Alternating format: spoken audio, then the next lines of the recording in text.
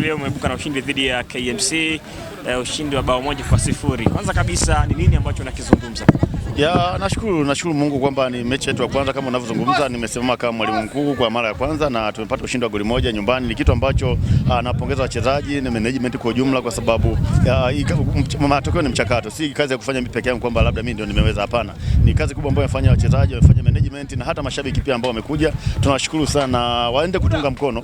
Huu ni mwanzo tu, tunataka kuona timu inatoka hapa ilipo na inakwenda pale juu. Mechi ilikuwa kama unavyoona, mechi ilikuwa ngumu. KMC waliamini kabisa kwamba wanaweza kupata sehemu ya kuanza kuamkia, lakini tumejitahidi kuongea na wachezaji na unaona kabisa kwamba tumeweza kumaintain game hiyo na mwisho wa siku tumepata ushindi ambao umeanza kutupa confidence za kuanza kurudi kwenye rhythm yetu ambayo tumeizoea. Na mwalimu, ya mchezo na umepata matokeo, kitu gani kigumu ambacho umekuta kwa wachezaji ambacho kasema hichi kilikuwa kigumu sana kurekebisha kwa mchezo?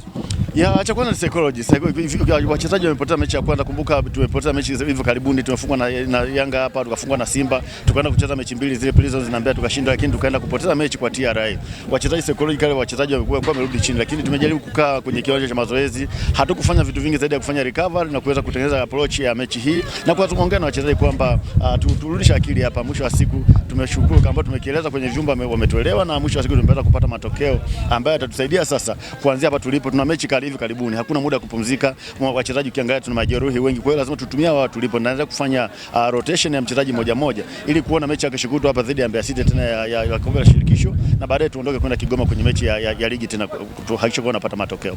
Na muendelezo wa Lamine Jaju unaozungumziaje? Si Lamine Jaju peke yake. Tuna commitment ya wachezaji wote, kila mtu anayepata nafasi ya kujitoa kwa 100% kuhakikisha kwa tunasaidia club. Kwa hiyo tunampongeza, amefanya kazi nzuri leo. Tunataka kuona muendelezo wake unakuaje labda kwenye mechi zinazokuja na zinazokuja zaidi, na wachezaji wengine pia kila mtu ajitoe machozi, jasho na damu kuhakikisha kwamba tunapigania logo ya club, tunapigania timu yetu ifikie malengo.